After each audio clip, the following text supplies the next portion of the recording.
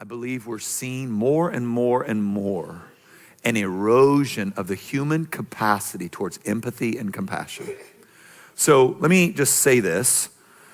It's funny, I said this in our 9 a.m. service, and a guy who is pretty high up on the chain at Apple is sitting right over here. So I did make eye contact a couple times. He's a friend. So I'm not anti-technology. I'm preaching from an iPad. I have an iPad mini and have a MacBook Air, and I love all of them. All right, so I'm not anti-technology. I don't have a smartphone. It's too much for me. I've got a weird personality. That kind of streaming, nonstop stimulation does really bad things to me. And so I literally, I'm being honest, I have just a little flip phone. I mean, people look at me like I'm crazy, right? I think they question my character. I'm like just waiting for me to break the phone and throw it in the trash can and walk away like it's some kind of burner. But I was reading, there's a book called Reclaiming Conversation by Sherry Turkle. She's a beautiful writer. Here's what she writes of what seems to be diminishing capacity for empathy and compassion. Here's what I mean by a beautiful writer. Look at her first sentence. Our rapturous submission to digital technology. Could you have ever made that sentence? Rapturous submission to digital technology? I love this woman. Has led to an atrophying of human capacities like empathy and self-reflection. When you speak to people in person, you're forced to recognize their full human reality, which is where empathy begins.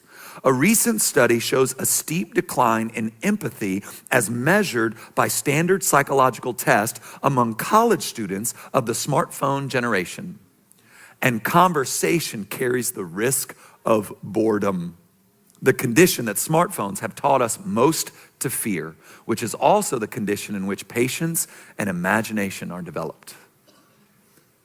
So Sherry is arguing that one of the reasons we're seeing the atrophying of compassion and empathy and mercy is we distract ourselves from feeling deeply.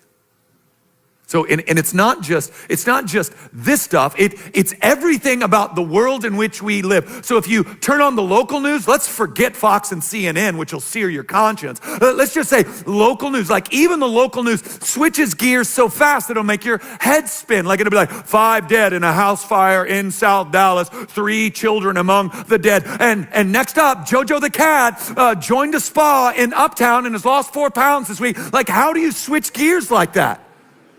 There's no space to lament, no space to grieve, no space to hurt, no space to weep, no space to be broken over the shambles that our world's in, the fact that there's that kind of loss right down the street from us.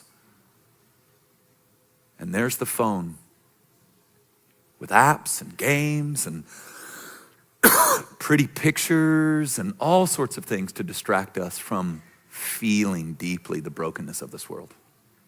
Because who wants that, right? Jesus wants that for you. To mourn with those who mourn. To grieve with those who grieve. To feel the weight of the brokenness of this world and be shaped by it. So God calls us not to a moral position, to hold moral positions, but then to step into more than that. To not be driven by fear, to not be owned by self-righteousness, and not to lack empathy, but to be really overwhelmed with mercy and compassion. So